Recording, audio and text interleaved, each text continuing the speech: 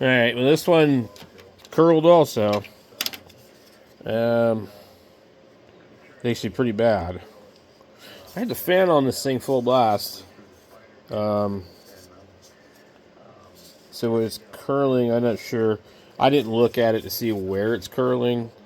But usually it's one corner. Usually it's like the placement of like how you put this here. It seems like it's critical as far as like that is concerned. Might actually be, depending on how you place something, makes a really big deal on how it's going to look. So anyway, I need to change this file because it's almost the right size. Like it can't go in any further, so it's the right depth on those tabs. But the little thing, it needs to be. I'm gonna have to redesign this entire piece to fit my application. So I'm gonna need to bring that out there. So I'll do that in Tinkercad here in a little bit.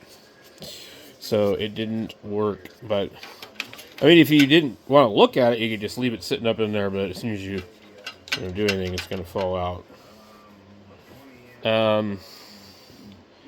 I would much rather print like a design that looks similar to that. I just don't know if I can do it or not, like easily. Anyway, that's the results.